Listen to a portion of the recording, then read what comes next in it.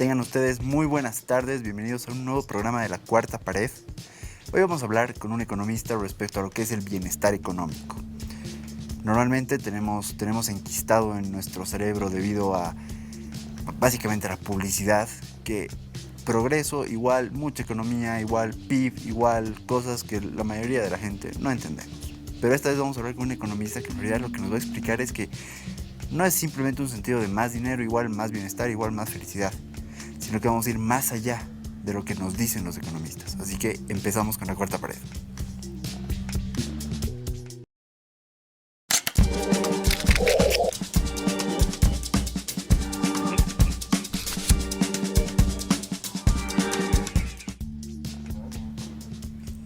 Para hablar de bienestar económico contamos con un invitado de lujo que es Diego Escalante. Mil gracias, Diego, por haber aceptado venir, por estar acá y por ser amigo de la casa de La Cuarta Pared y de Cronistas Latinoamericanos. Muchas gracias por la invitación, Mauricio. Siempre admiro este programa, me gusta verlo y todo lo que se habla. Bueno, yo soy economista, soy investigador y encantado de hablar estos temas. Genial, bueno, para hablar de bienestar económico hemos elegido una serie de televisión y 3 películas, bueno, 2 películas y un documental. Y vamos a empezar con el primer clip, que es de la serie Rick y Morty. Así que vamos a ver el primer clip. Bueno, acabamos de ver este primer clip que es sumamente divertido, de una serie que es sumamente buena. ¿Qué es el dinero? Porque lo que vemos en este clip es como Rick hace que el valor del dólar galáctico pase de 1 a 0 y todo colapsa. ¿Qué es el dinero? ¿Es así? Claro, a ver, yo creo que esta serie en general tiene muchas cosas de qué hablar y justo habla del dinero. Ahora, creo que hay algo importante. Muchas veces se habla como que el dinero es algo así como que una codicia, solo quieren eso y realmente no entendemos, no terminamos de entender que tiene más que todo una función, más que un querer, tiene una función. Entonces, el dinero en realidad es un método de transacción, en términos bien simples, ¿no? O sea, podría haber sido el pasto, podrían haber sido piedras, pero con la evolución del tiempo terminó siendo el dinero porque tiene una forma estándar, la gente lo acepta, tiene un valor, digamos, que se mantiene en el tiempo. Obviamente que hay monedas que se devalúan mucho, pero en general lo que buscamos es que el dinero tenga así como que esa idea donde tú puedas depositar un monto y tienda a valer lo mismo, casi lo mismo a lo largo del tiempo. Entonces más o menos se puede resumir el dinero en ese sentido. Y lo que se establece en esta serie, que es sumamente divertido, que es como básicamente agarra y dice, ya no va a valer 1, va a valer 0. ¿Es algo posible?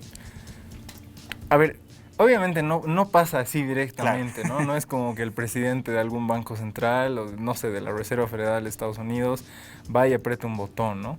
Pero sí hay algo interesante en esa serie que habla de cuánta confianza hay en el dinero, ¿no? Y quizás entre este universo, hay un universo donde la gente cree que... Y bueno, hay una parte en el clip que es sumamente divertida, donde dice, el que tenga un pantalón va a ser nuestro jefe. Básicamente diciendo, como el dinero no vale nada, todos tenemos chompa, no todos tenemos pantalón, así que en ese sentido, ¿qué hacemos con los bienes escasos? ¿El dinero es un bien escaso? El dinero, en realidad el dinero se lo definen como un bien, específicamente se lo definen como un bien. Entonces, como te decía, digamos, el dinero es lo que entendemos en la generalidad de que es algo que nos sirve para transar, pero también pueden ser otras cosas, ¿no? Puede ser una chompa.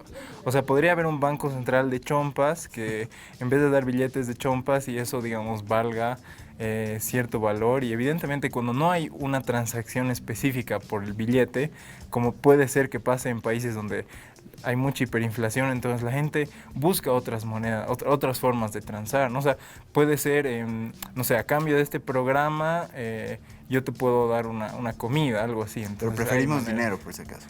Sí, evidentemente sí prefieren, ¿no? Pero cuando el billete no vale nada, te quieren dar un billete y no lo quieres aceptar, no sé, si te quisieran pagar, por ejemplo, con una moneda japonesa, dirías, no sé si me conviene, porque tampoco sabrías dónde transarle y demás, entonces es mejor Pero igual siempre aceptamos tenerlo. monedas japonesas. Quizás los yuanes sean más interesantes, bueno, son más estables, pero sí podría llegar a pasar, ¿no? En el pasado pasaba eso, ¿no? En la Claro, historia pasaba trueques de... que daban transacciones, no sé, pues en las novelas antiguas a veces se escucha, damos cierta cantidad de pescado por frutas o algo así, gente que bajaba del altiplano o algo así, entonces hay formas de transar que no son específicamente el dinero. Súper. Tengo una pregunta aburrida más antes de pasar al tema que sí nos Las importa mucho aburridas a más. veces son las más divertidas. Bueno, espero que sí. ¿Qué hacemos con los bitcoins? ¿Qué son los bitcoins? A ver, los bitcoins son una moneda, son una moneda virtual. El gran problema, y a ver, esto lo escuché de hecho de un presidente del Banco Central de Uruguay en una charla que fui, le preguntaron ¿por qué no invierte en el Banco Central en bitcoins? Vale tanto y algo así. El problema es que el bitcoin es una burbuja.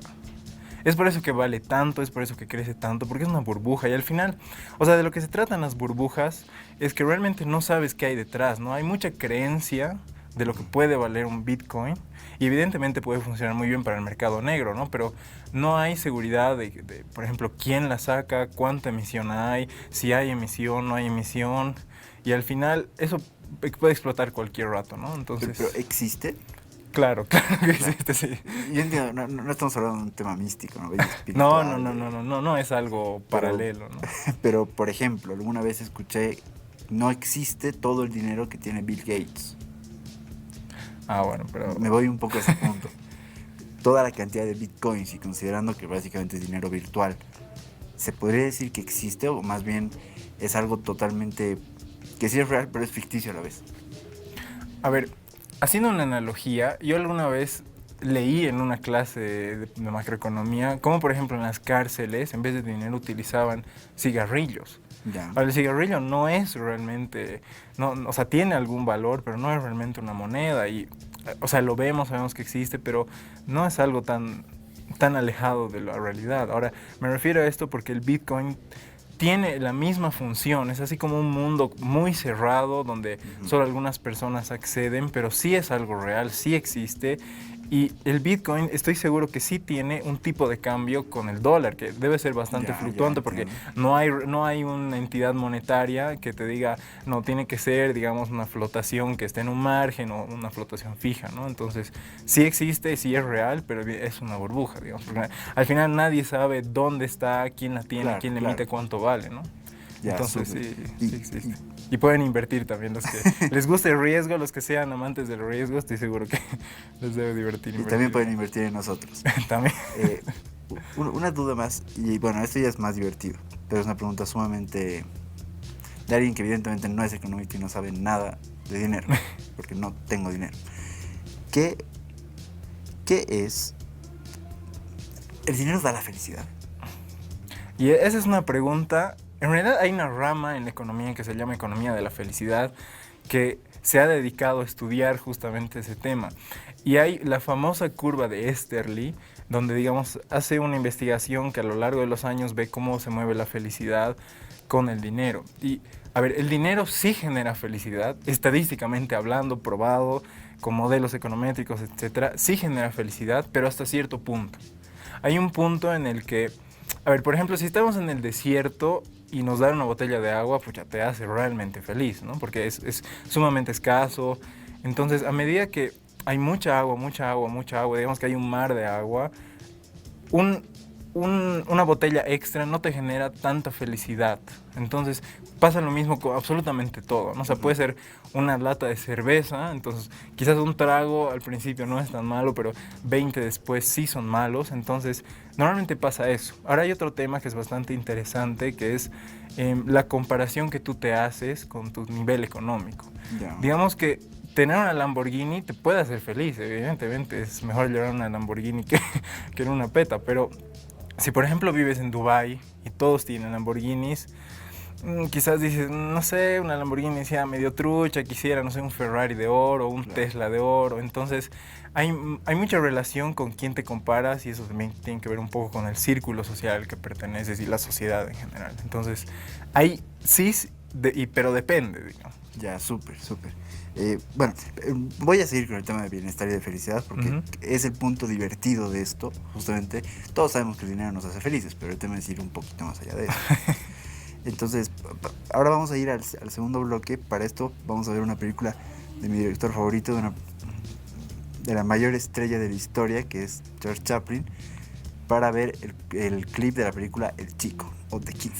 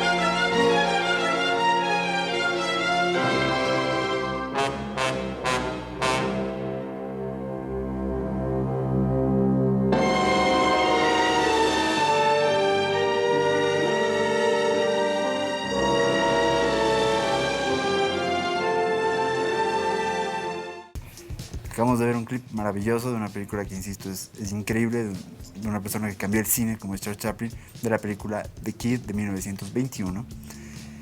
Algo que se ve en este caso es básicamente cómo llegan las personas del orfanato, van a secuestrar, bueno, no secuestrar, se van a llevar a un orfanato al niño, porque ven que no está con su padre legal, que bla, bla. Pero tanto el niño como el personaje de Chaplin no quieren eso. Y ahí voy al punto. ¿Uno puede ser feliz sin dinero? A ver, yo creo que hay una reflexión bastante profunda de lo que está pasando. A ver, una persona puede ser feliz sin dinero, depende mucho. Si digamos alguien vive en la luna y realmente no hay tanta transacción que se pueda hacer, el dinero deja de ser importante. Entonces hay que ver cuál es la importancia del dinero, ¿no? Para el 80% de la población que tenemos que vivir por salarios y demás, el dinero es sumamente importante porque es una forma de de comprar cosas, de tener cosas y tener acceso a cosas. Ahora, algo interesante que me llama mucho la atención de esta película es cuando le quitan al niño.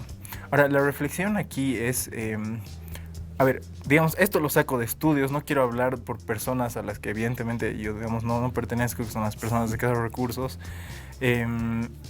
Y con la respectiva disculpa, algo que se encuentra mucho es que a muchas personas de escasos recursos normalmente se les obliga a hacer cosas porque en general la gente piensa que no saben tomar decisiones, ¿no? Así como, no sé, ¿por qué se compran una tele y no se compran, no sé, más alimentos, claro, etcétera? Entonces, lo que está reflejando un poco la película, quizás queriendo, es justamente esta reflexión hacia...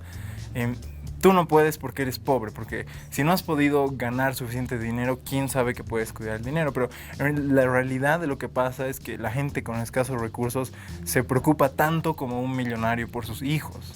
O sea, realmente eso no depende del nivel económico, pero cuando hay, digamos, una presión por alguien, digamos, que no tiene nada y alguien que le quiere dar algo, normalmente tienden a obligarlos a tomar decisiones, ¿no? Entonces, es una reflexión bien profunda de, en general, de incluso cómo se hacen políticas públicas, que es, digamos, a la gente en el campo hay que enseñarles agricultura porque es lo único que saben hacer, cuando quizás quieren ser diseñadores gráficos o economistas o muchas otras cosas, ¿no? Entonces, yo creo que hay mucho por detrás de esa pequeña reflexión. Genial, estoy de acuerdo. A ver, insisto, lo que se ve es básicamente una persona muy muy pobre que literalmente tiene la cama y al lado de la cocina, y además de que estamos hablando Es un de cuarto. 1920, ¿no? Además, sí. O sea, en la actualidad, incluso en la actualidad yo creo que se sigue viviendo eso, pero en 1920 era incluso más precario, ¿no? Y ahí me gustaría saber respecto a lo que viene a ser la economía de la felicidad y estas economías que van más allá de las cosas sumamente aburridas como el keynesianismo y esas cosas. Respecto a la economía de la felicidad, el tener una familia, el tener a alguien a quien querer y cosas cursis, ¿te da felicidad desde un punto de vista cuantitativo? De hecho, sí. Si no estoy mal, en el informe de felicidad del 2010, no sé, creo que era 17, hay un capítulo que habla de la felicidad latinoamericana, por ejemplo. Entonces, Ciencia ficción. ¿Cómo? Ciencia ficción. No es ciencia ficción, es estadística. Hay muchos economistas que se dedican a eso. Yo alguna vez trabajé en eso. Y digamos, algo interesante es que les preguntan a las personas, así como tienen un modelo, entonces van testeando variables y estas variables van hablando, ¿no? Y te dan así como un sí verde y un no rojo. Entonces, en este sí verde, entre varias cosas, obviamente está el dinero, la salud, etcétera, etcétera, encuentran que a los latinoamericanos en especial les hace muy feliz la cercanía a la familia y a los amigos, y hay un tema de confianza ahí. Entonces, claro. A ver, yo no te podría decir que es más importante tener una familia o un dinero, porque depende un poco de las personas, porque es bien individual esto, pero estadísticamente, en un valor grande, la gente latinoamericana le da mucha importancia a las familias como generador de felicidad. Y como generador cuantitativo de felicidad, es decir, no es algo totalmente abstracto, sino que... De hecho, algo interesante, yo hice una investigación cuando estaba en la universidad, y entonces testeamos la felicidad en los universitarios de La Paz. Y había una pregunta que hicimos en la que les preguntamos, así como un proxy a la familia, ¿qué tan bien la pasaste en la Navidad con tu familia? Entonces, las personas que habían pasado una buena Navidad con su familia tendían a ser un poco más felices que las personas que no. Que es, digamos, no es la pregunta exacta de tu familia te hace feliz, porque evidentemente todos van a decir sí. Bueno, no siempre, pero en la mayoría de los casos, sí, mi familia me hace feliz. Pero es relevante de manera estadística. Entonces, sí lo es. Genial. ¿Cuál es la diferencia desde tu punto de vista? Y quizás voy a repetir una pregunta muy parecida en el siguiente bloque, pero me interesa ahora porque creo que es el punto exacto. ¿Cuál es la diferencia desde tu punto de vista entre bienestar y desarrollo? Esa es una pregunta interesante. Gracias. Es que, a ver, normalmente economía se separa en la economía de, digamos, de la plata, los recursos, la riqueza, que es, digamos, el crecimiento, que es cuando nace la economía. Y, digamos, cuando se separa un poco en los 80s, cuando se le preguntan del desarrollo, ¿no? Y el desarrollo va un poco con una visión un poco más holística de todo lo que pasa en la vida, con la salud, la educación, el acceso a oportunidades, etcétera, etcétera. Pero me estás preguntando justamente entre felicidad y... No, desarrollo y bienestar. Ahora, el bienestar tiene un poco que ver con el desarrollo, pero, a ver, digamos, hay una traducción interesante que se tiene que hacer, digamos, del inglés, que... Cuando se habla de bienestar, en realidad se define como well-being, que es así como, literalmente es bienestar. Ajá. Y hay otra palabra que es welfare, digamos, que es, eso se aleja un poco del concepto, pero en el bienestar lo que ves es hay muchas definiciones. Una definición que me gusta mucho, que la da Amartya Sen, es que deberíamos enfocar el desarrollo con una definición de bienestar, y el bienestar debería ser definido como la capacidad de lograr las cosas que quisiéramos lograr dadas nuestras oportunidades reales. Tú conoces Europa. Sí, de casualidad estuve ahí. No tan de casualidad, uno llega y se tropieza y, oh, estoy en Europa. Pero tú conoces Europa. En Sí. ese sentido, y conociendo también la realidad latinoamericana, estamos muy retrasados respecto a todo lo que viene a ser estas búsquedas de bienestar y de felicidad. A ver, quizás para las personas que nos están viendo, porque me haces esa pregunta, yo viví en Dinamarca un año, me fui de intercambio. A ver, yo creo que el nivel de vida de los países nórdicos es absurdamente grande comparado con el de muchos países, incluyendo Estados Unidos, incluyendo países de Europa. Los nórdicos, específicamente Dinamarca, tienen un nivel de vida tan avanzado que en realidad te preguntas cómo lo han logrado. Pero, por ejemplo, hay cosas que a mí me sorprendían cuando conocía a personas de ahí que me decían, por ejemplo, sí, yo vivo solo, todavía estábamos en el colegio y me decían, lo que pasa es que el Estado me paga un monto para que pueda vivir solo. Si tenían hijos, por ejemplo, alguna vez escuché, uy, voy a tener un bebé, en realidad no había la preocupación de cómo voy a hacer para alimentarlo, etcétera, etcétera, porque el Estado también subvencionaba ese tipo de cosas. Ahora, a los muy liberales que odian es lo que acabo de decir, van a decir, ¿cómo es posible que estos países hagan tanta subvención y cómo lo hacen? Es algo así como que en realidad ellos tienen impuestos tan altos que les permite cubrir todo. Entonces, lo bueno de tener estos impuestos tan altos es que, digamos, el estándar de vida para casi todos, digamos, comparando a una de las familias más ricas que son las dueñas de Legoland, que hacen Lego, Yeah. con, por ejemplo, una familia que pensarías que no tiene mucho, por ejemplo, que, no sé, son campesinos, tienen su ganado, etcétera, es casi igual. Digamos, la diferencia es que los hijos de, no sé, de Legoland podrán ir a un internado donde les den MacBooks y los otros pueden ir, no a un internado, pero tienen un nivel educativo tan bueno, tan avanzado que los pone en un mismo, digamos, es como si nivelaran el nivel de juego para todos. Y la verdad, cuando comparas eso, es absurdo saber cómo han llegado a ese nivel. O sea, te preguntas cómo lo han hecho, su sistema de salud, todo es así como que funciona perfecto. Entonces sí hay mucha diferencia. Y en cortito, ¿es fácil hacerlo? ¿Es posible hacerlo? ¿Es posible llegar a eso? Y voy a decir algo que es bien complicado y que es bien utópico, pero sin creer que estamos hablando de una ideología que nos va a llevar a Venezuela o que nos va a matar. Yo creo que la respuesta que más me ha gustado no viene de un economista, viene de un escritor que todos lo conocen, Gabriel García Márquez, que cuando recibe el Nobel de Literatura dice algo así como: los europeos deberían ver en su propia historia, en su propio pasado, y verán como, por ejemplo, tardaron, no sé, 300 años en construir un primer muro, y digamos, hace esa comparación de cómo los países europeos han tardado siglos de siglos en establecer los países que son.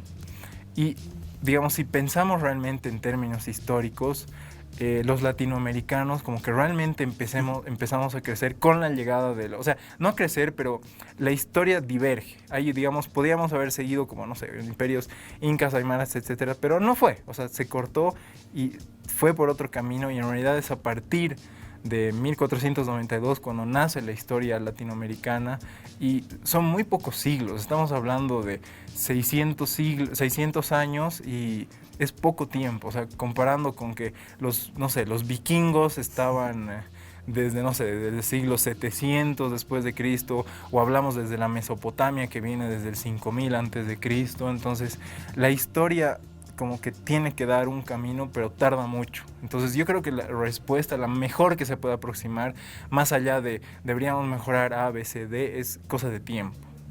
Es tener paciencia. Mucha paciencia. Pero se han hecho muchos avances. Algo que, por ejemplo, algo que muy poca gente sabe es que vivimos hoy todos mejor que hace 50, 100 años, todos. O sea, el nivel de vida, digamos, los porcentajes de pobreza, la esperanza de vida, el nivel educativo, las personas que morían por las eras y las iras, que son enfermedades respiratorias y diarreicas, son cada vez menores. Entonces, en general, vivimos mucho mejor. De hecho, para comenzar que tenemos derechos humanos, ¿no? Antes no había. Un vikingo venía, te cortaba la cabeza y nadie le decía nada porque, bueno, no había un sistema realmente de justicia, ¿no? Entonces hay un sistema mucho mejor. Súper. Bueno, ahora vamos a ver el clip de la película Parásitos de 2019. 집에서 다송이 생일 번개하려고요. 아, 생일 파티를 하는 건가요? 선생님도 와주시면 다송이가 너무너무 좋아할 텐데. 아, 그리고 파스타, 그라탕, 연어 스테이크 맛있는 거 실컷 드시고 가세요. 1시에 들어올 테니까 그때까지 오시고 오늘 오시는 거는 수업 한 회차로 쳐드릴게요. You know what I mean? 이따 봐요. 엄마, 응. 생일 번개 KBS한테도 연락해볼까 오시라고. 좋지, why not? 네가 연락해볼래? 더 자. 당신은 쉬어야 돼. 어제도 너무 고생하고. 그 파티 하려면 차로 한 바퀴 쭉 돌아야 되지 않나? 그치. 와인샵, 마트, 베이커리, 꽃집. 근데 내가 김 기사님하고 벌써 통화했어. 빨리 좀 오시라고. 주말 수당 따로 드릴게. 퍼펙트.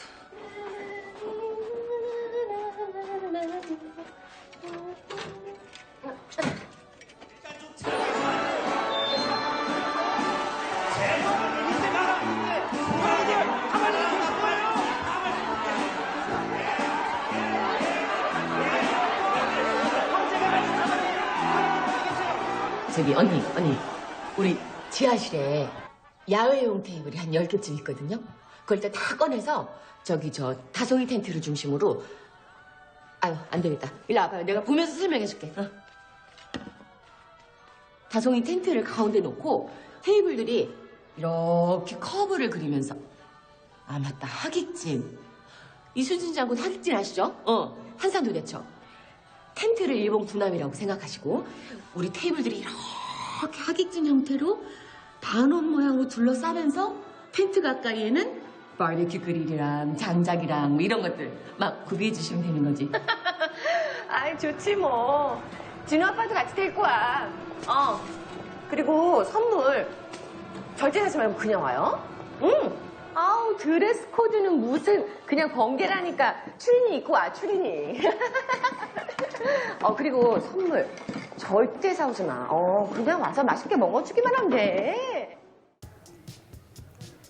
Acabamos de ver este clip de una película genial que en realidad la eligió producción y que obligamos a nuestro invitado a verla.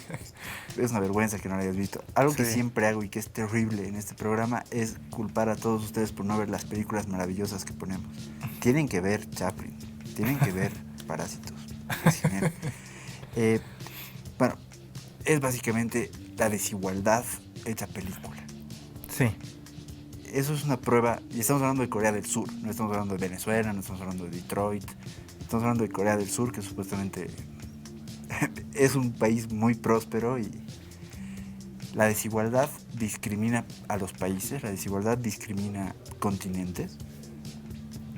A ver, en todos los lugares siempre va a haber desigualdad. Partiendo de una sociedad, por ejemplo, muy estatizada, donde todos ganan lo mismo, pero los jerarcas, como fue en la Unión Soviética, fueron los del partido. O sea, eso es algo que nunca va a desaparecer. Siempre va a existir la desigualdad, pero las brechas son, digamos, alarmantes. Algo, por ejemplo, que mucha gente menciona es que, no sé, el rico de hoy gana muchísimas veces más que el rico de hace 100 años, porque evidentemente con el capitalismo se acumula riqueza, etcétera, etcétera, etcétera. Pero algo que es bien importante decir es que el nivel de oportunidades es mucho mayor que hace 100, 50 o 1000 años. Partiendo desde el hecho de que no te mueras a los 3 primeros meses de vida. Ese es un logro enorme. Mucha gente quizás no lo ve así porque le parece, bueno, te vacunas y ya, o porque ya no tienes anemia, cosas así, pero en general el nivel de vida es mucho más avanzado. Ahora, en Corea, y justo es lo interesante de esta película, yo creo que en realidad los países asiáticos, incluso Oceanía o países africanos, como que no los terminamos de entender porque no forman parte, digamos, de lo que nuestro imaginario nos dice del occidente. Ahora, es llamativo hablar de Corea porque es una sociedad sumamente avanzada, pero hay que saber realmente en qué términos medirla, ¿no? O sea, estamos hablando de, evidentemente vemos dos extremos, vemos una desigualdad, como decías, vuelta a película, pero quizás el porcentaje no sea... A ver, evidentemente que mientras menos pobres hayas, mejor, siempre, aunque sea uno.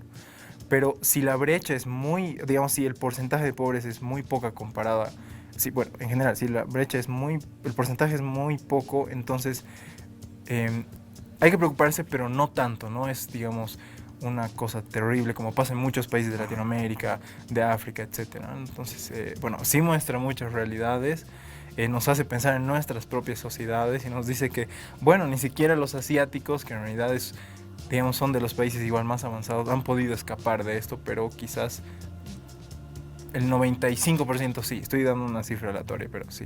Claro. Puede ser algo que nunca tienen que hacer, que es hablar de algo que no saben. Que lo hago todos los sábados a las 4 de la tarde por la cuarta pared. El coeficiente de Gini, lo que nos muestra, supuestamente, es la desigualdad en un país, en un estado. Sí, sí, ¿cierto? sí, sí. En este sentido, ¿es creíble el coeficiente de Gini?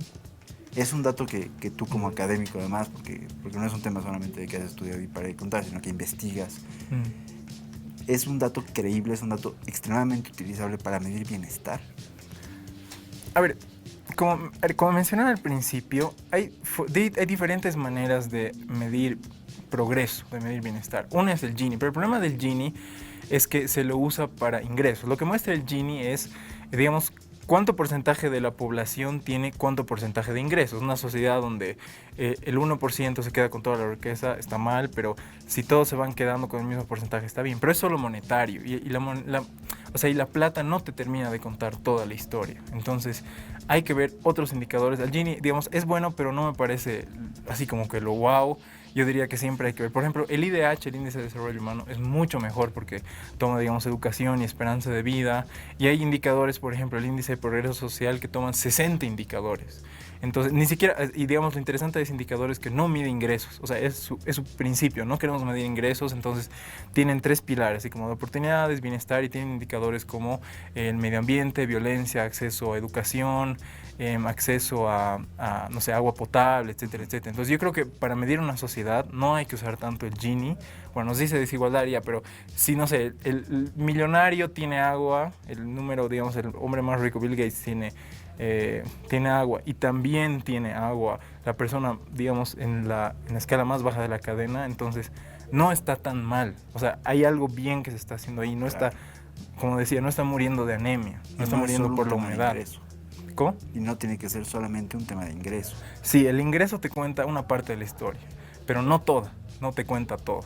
Y volvemos y tal vez retrocedemos un poquito al punto de, y eso porque al final el dinero no lo es todo en el desarrollo y en el bienestar. Sí, a ver, incluso algo que yo quisiera mencionar aquí es, algo que muy poca gente se pregunta es, ¿cuándo nace el PIB? Y el PIB en realidad nace en la crisis de los 30s, cuando todo se empieza a caer y al final dice, pucha, ¿qué está pasando? No hay cómo medirlo. Entonces, si no estoy mal, perdónenme los economistas, pero sale, creo que es Kuznets, que propone un artículo donde dice, deberíamos medir esto, y en el mismo artículo él dice, ya, pero esto, ni siquiera esta es toda la historia, esto nos permite ver qué está pasando con la industria, por qué se está cayendo ciertos, no sé, por qué se está cayendo, no sé, la industria de, no sé, del metal, etcétera, etcétera, pero no te dice cuán bien está un país. Entonces, yo creo que es mejor que, bueno, ya mucha gente lo hace, pero hay muchos ortodoxos que no, que dicen que el PIB es todo y no hay nada más, pero está mal, porque, digamos, algo interesante también es que cuando mides pobreza por ingresos y pobreza por, digamos, pobreza multidimensional, que mide muchas dimensiones, como educación, salud, etcétera, los porcentajes son diferentes y no son los mismos.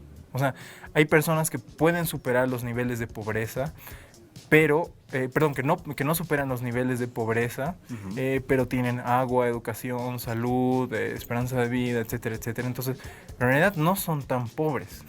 Por ingresos sí, pero no por temas de desarrollo ni bienestar. Súper. Ya volviendo un poco a la película, lo que viene a ser la película. La película literalmente se llama Parásitos, porque en cierto modo determina que esta familia vive como parásito. Vive como parásito de la familia millonaria. Y alguna vez leí en una de esas muchas cuentas extremadamente zurdas y no tan zurdas, que en realidad es al revés, que los parásitos deberían de ser las familias ricas que explotan, bla, bla, que obviamente ya es una sobreinterpretación de la película y va más allá de lo que en realidad quiere mostrar la película. Pero existe y obviamente no tan exagerado, pero un sistema parasitario social.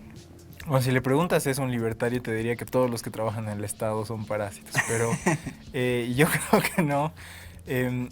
A ver, si bien sería interesante siempre saber por qué el director de la película lo llama parásito y hace toda esa escena, porque al final siempre los autores quieren decir algo que nunca lo terminamos de interpretar como él quiere.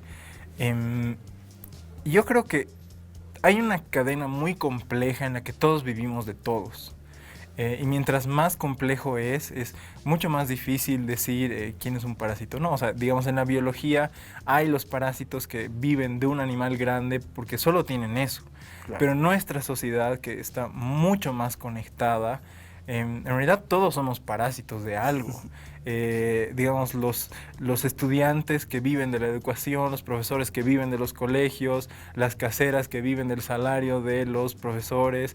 Entonces hay así como una cadena grande. Yo no los llamaría parásitos. Yo en realidad, bueno, se ve que viven de él, pero yo nunca lo vería de una manera peyorativa, porque al final es un trabajo y todos tienen que encontrar una forma de vivir. Así que... Claro, y al final es un tema básico que se llama contrato social y es del siglo XV, creo. O sea, no es un tema de quién explota y para de contar, que evidentemente también pasa, pero es un tema de contrato social, ¿no?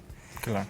La otra crítica, que este ya es totalmente racional y que yo creo que sí es parte de la voluntad del director en esta película, es mostrar cómo las personas viven en una burbuja, ¿no? Porque hay una parte en la que básicamente la mamá millonaria o la esposa millonaria lo que hace es decir: ayer llovió, así que se limpió todo y todo está sumamente bonito, después de que la familia parásita, la familia en realidad de pobres, ha vivido una condición terrible por culpa de la lluvia.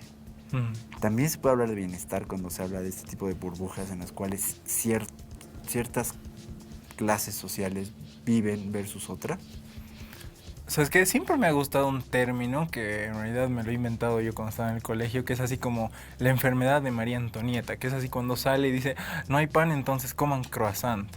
Evidentemente yo creo que para mucha gente que vive, digamos, en un estrato social donde hay mucha riqueza y etcétera, etcétera, evidentemente no se ponen a pensar de lo que les falta. Algo que me llamaba mucho la atención, justamente hablando de Esther Duflo, es que ella decía, por ejemplo, para las personas pobres, muy, muy pobres, que no les llega el agua potable, tienen que ponerle, digamos, algunos químicos todos los días a su agua para no enfermarse, ¿no? Y eso es algo que mucha gente ha dejado de hacer o que no lo hace porque digamos, su nivel de vida ha aumentado muchísimo más. Entonces no se preocupan de eso, pero al final es cierto que no terminamos de entender la realidad de todas las personas, porque hay muchos estratos, hay muchísimos estratos.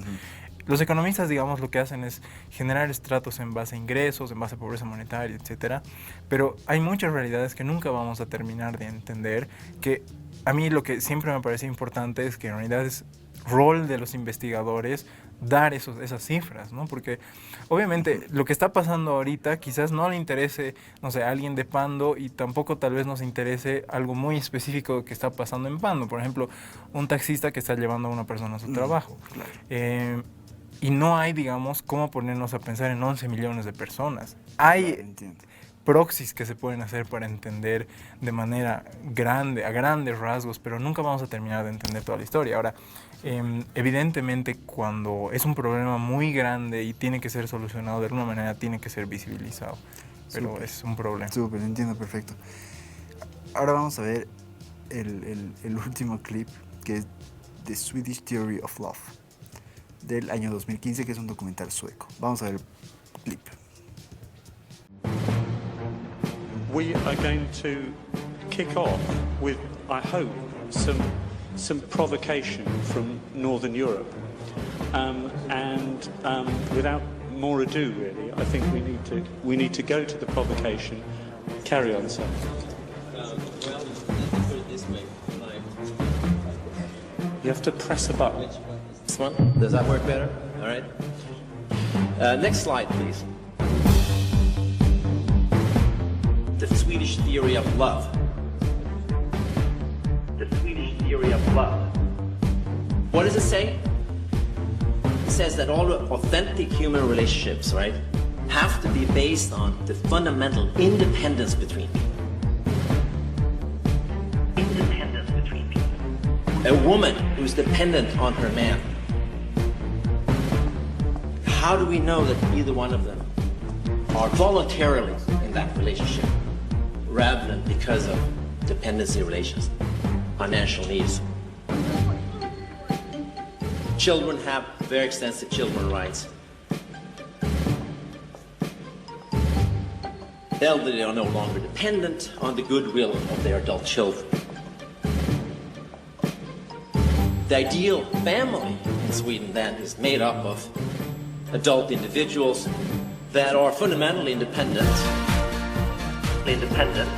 working for themselves, independent for themselves, independent for themselves, independent. The Swedish theory of love.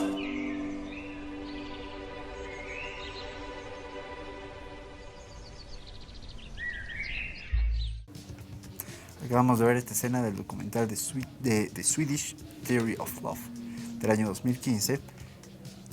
Tú lo elegiste. Sí. ¿Por qué lo elegiste? Para hablar de bienestar. A ver, justamente me habías preguntado en los anteriores segmentos que yo había vivido en una de estas sociedades nórdicas. Y mira, cuando yo estaba viviendo ahí me di cuenta que hay una realidad completamente diferente donde la gente vive extremadamente bien.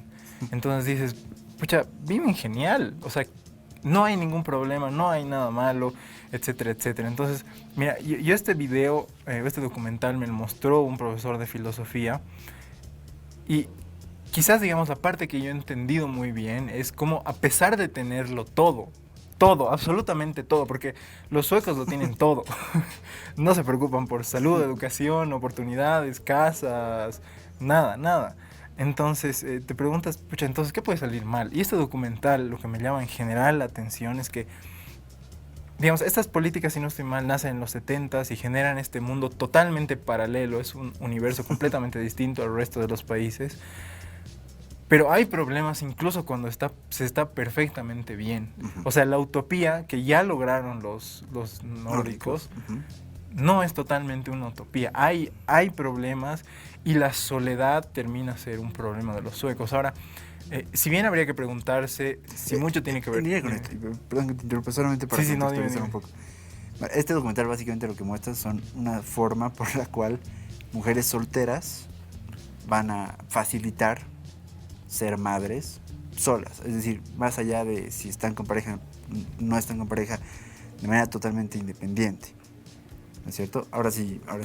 Quizás agregando lo que decías, el documental, o sea, en realidad muestra que las personas no están obligadas a amar. Por eso es la teoría sueca del amor. Sí. No están obligadas a amar a nadie, ni a su papá, ni a su mamá, ni a sus hijos.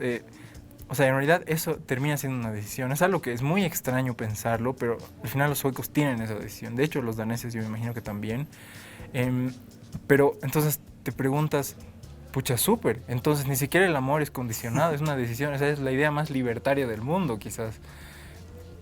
Pero claro, a lo largo que cuando ves el documental te vas dando cuenta de que esto ha generado tanta soledad en los suecos, tanta soledad que se terminan suicidando y nadie sabe que se han suicidado.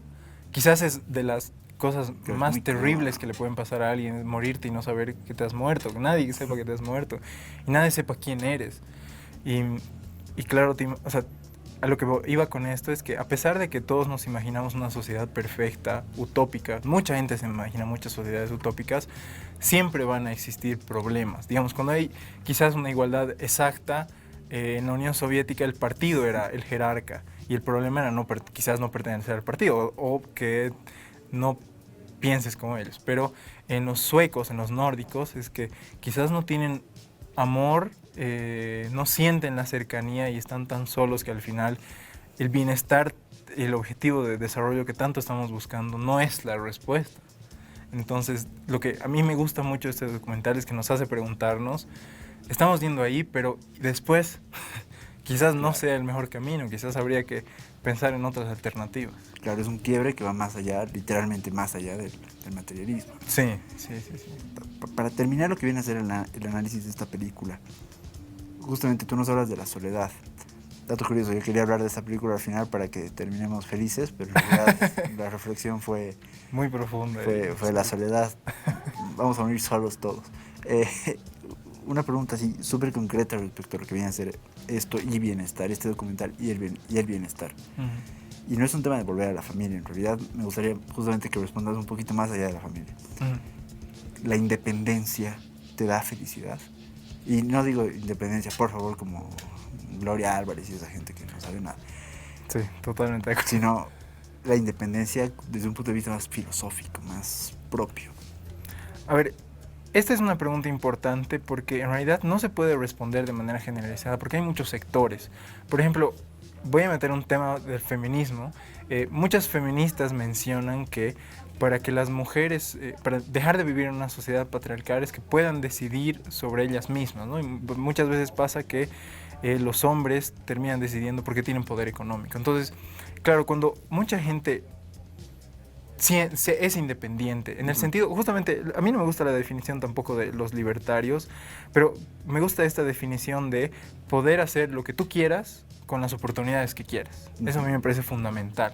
No importa si quieres ser un pintor, un filósofo, un empresario, no importa, pero la cosa es que puedas decidir sobre eso. Y ese puedas decidir es donde debería enfocarse el tratamiento de la pobreza. Es decir, si, digamos, en una sociedad donde tienes todo, educación, etcétera, pero el gobierno no te deja hacer nada, entonces el problema es el gobierno y hay pobreza de libertad. Entonces tenemos que ver la pobreza desde un lado mucho más amplio, incluso en tecnología, en TICs, en celulares, internet, etcétera. Si una sociedad la tiene todo, pero no tiene acceso a información a través de las redes, es un tipo de pobreza. Entonces, donde deberíamos enfocar la independencia es salir de estas trabas que no nos permiten tomar decisiones. Súper, muchas gracias. Estuvimos hablando de bienestar económico con Diego Escalante, hemos analizado películas maravillosas, un documental genial, una serie que posiblemente sea los mejores dibujitos animados. Todo esto en La Cuarta Pared. No se olviden vernos todos los sábados a las 4 de la tarde, el reprise los domingos a las 4 de la tarde y por el canal de Cronistas Latinoamericanos de YouTube. Suscríbanse al canal de Cronistas Latinoamericanos de YouTube, tenemos todos los programas de La Cuarta Pared. Tenemos un montón de debates, tenemos un montón de cosas, así que suscríbanse a las redes sociales también, Facebook, Instagram, Twitter, Cronistas Latinoamericanos. Conmigo hasta la próxima semana. Muchas gracias.